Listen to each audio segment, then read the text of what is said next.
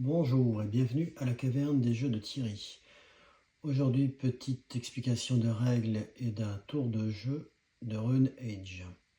Donc un jeu de deck building pour 1 à 4 joueurs. Donc en fait, selon les scénarios, il y aura possibilité de jouer soit en solo, en coopératif ou en compétitif. Pour mon exemple, j'ai choisi le scénario Le Cataclysme.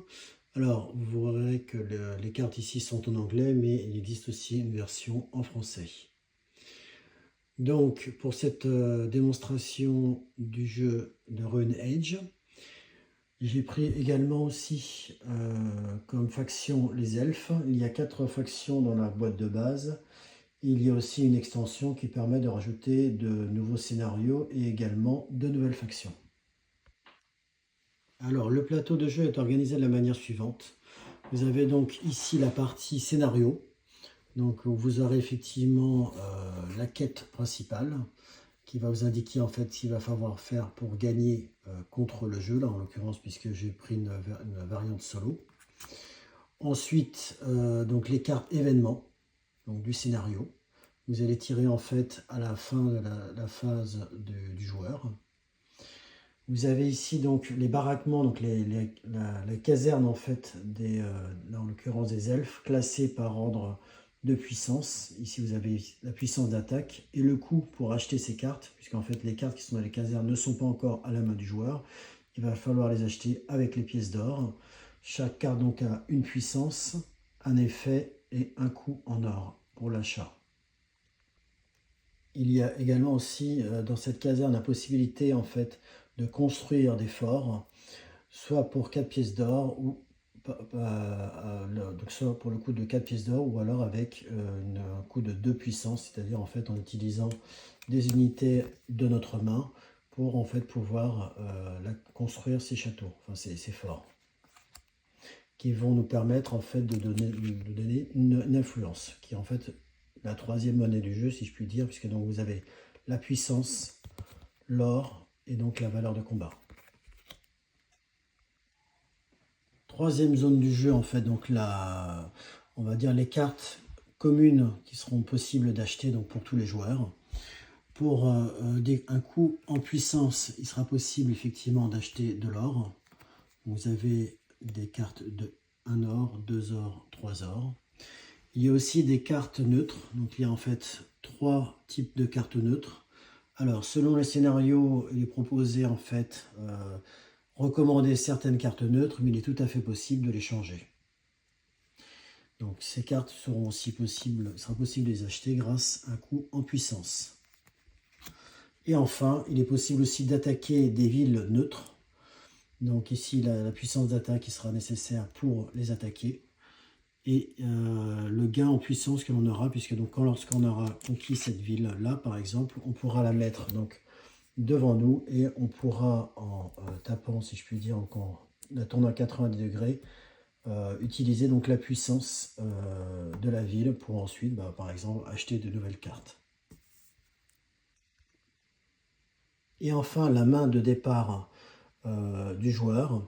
Alors, en fait, le deck de départ sera composé de 3 unités de puissance 1 et de 5 pièces d'or. Au départ, donc, on aura notre ville avec un niveau de vie de 20. Donc si la ville, par exemple ici des elfes, est attaquée et elle descend à 0 point de vie, à ce moment-là, on a perdu. Ici, donc, le deck de départ que je vous ai indiqué, en fait, avec les 3 unités de une puissance plus les 5 pièces d'or, le tout mélangé. Alors, comment se passe le tour d'un jeu? Vous allez d'abord, en fait, piocher 5 cartes de votre propre deck. Par exemple, ici, j'ai pioché 3 pièces d'or et 2 unités. Et ensuite, je vais pouvoir accomplir les actions suivantes selon en fait ce que j'ai en main. Donc là, en l'occurrence, avec les pièces d'or, par exemple, je vais pouvoir acheter dans les baraquements des unités. Par exemple, ici, avec mes 3 pièces d'or, je pourrais racheter une unité elfe, par exemple. Donc à ce moment-là, lorsque je l'achète, je la mets directement dans la défausse. Donc ça m'a coûté une pièce d'or de ma main. Et ensuite, je vais utiliser les 2 autres pièces d'or qu'il me reste, par exemple ici. À ce moment-là, je vais les mettre aussi donc, dans ma défausse pour acheter, par exemple, une autre unité de l'elfe un peu plus puissante. Qui d'ailleurs a une particularité, en fait, lorsqu'on va l'utiliser, on a 2 moyens d'utiliser, soit effectivement pour son attaque, soit pour sa puissance, son influence. Mais dans ce cas-là, en fait, comme c'est indiqué ici, hein, donc c'est une action qui va à ce moment-là impliquer la destruction de cette carte. Destruction d'une carte, de manière générale, ça veut dire qu'en fait on va le remettre d'où elle vient, soit dans le tas de cartes ici, en fait, accessible à tous les joueurs, soit dans ses propres baraquements, dans ses propres casernes. Il me reste dans ma main donc 2 unités elfes. Je peux les utiliser par exemple pour construire en fait, enfin conquérir une caserne elfe, donc à ce moment-là que je mettrai devant moi. Autre solution, par exemple, ça serait d'attaquer effectivement un ennemi pour faire avancer en fait la quête et détruire aussi les ennemis en fait qui vont nous assaillir. Là en l'occurrence celui-ci a une puissance de 5. Donc je n'ai pas effectivement suffisamment de puissance pour les attaquer. Alors imaginons que j'ai une puissance suffisante, donc ici de 5, pour attaquer cet ennemi qui a une puissance de 5. À ce moment-là, attention, puisqu'il va se défendre, donc ici on a un dé noir qu'on va lancer qui va détruire éventuellement nos unités, donc 2 unités, une unité, ou si on a de la chance, il ne va pas nous détruire d'unité. S'il nous détruit une unité, en fait, malheureusement, cette unité ne pourra pas participer au combat, donc elle va retourner en fait dans les baraquements. Et dans ce cas-là, en fait, notre puissance ne sera plus suffisante, puisqu'on sera à 4 contre 5, donc en fait, on va perdre le combat. Bien sûr, si on a mis suffisamment d'unités, ou que effectivement donc on a le niveau où on dépasse le niveau d'attaque sans avoir eu de dégâts, ou en disant un niveau de dégâts, mais qui nous permettent quand même de battre l'ennemi, d'avoir au moins, dans l'exemple, comme dans l'exemple, un niveau de 5, à ce moment-là, en fait, l'ennemi donc sera détruit. Alors, par exemple, sur les elfes aussi, vous voyez qu'il y a un effet en fait, quand la carte est jouée, c'est-à-dire en fait quand la carte va attaquer. C'est dans ce sens-là, et à ce moment-là, en fait, on a un effet bénéfique ici, en l'occurrence, c'est de pouvoir, si on avait par exemple une ville utilisée pour son influence, on pourrait en fait la débloquer pour la réutiliser de nouveau. Une fois que vous avez fait utiliser toutes les cartes de votre jeu, hein, dans la mesure du possible, si vous ne pouvez pas, vous les défaussez de toute façon. Si vous voulez quand même garder certaines cartes dans votre main pour le prochain tour, il va falloir payer une influence pour pouvoir les garder. Ensuite, il y aura donc la phase événement. Donc, imaginons par exemple que cette carte, pour l'instant, est jouée. Donc là, cette carte est assez embêtante puisqu'elle limite notre main de cartes à 4. Donc c'est pour ça qu'il faut assez rapidement la détruire.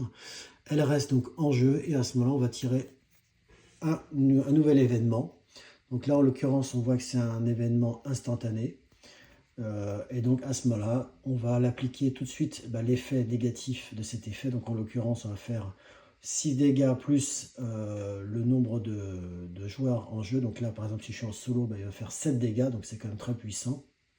Donc on va mettre les dégâts, effectivement, représentés sous forme de jetons directement dans notre ville. Et donc si on atteint 20, effectivement, on a perdu. Et donc là, par exemple, dans ce scénario du cataclysme, il va falloir essayer de tenir au maximum, combattre les ennemis, donc en fait, en améliorant son deck, donc c'est vraiment un jeu de deck building, en achetant effectivement de l'or, des unités plus puissantes, en construisant ou conquérant de nouvelles villes, afin de pouvoir étendre son influence et donc résister en l'occurrence ici au cataclysme. Alors bien sûr, chaque faction a des pouvoirs particuliers.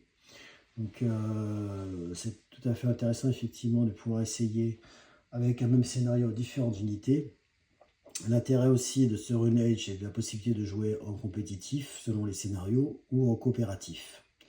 Voilà, j'espère que cette petite démonstration de Rune Age vous a plu, donc dans ce magnifique jeu dans l'univers de Runebound. N'hésitez pas à vous abonner et à mettre un pouce.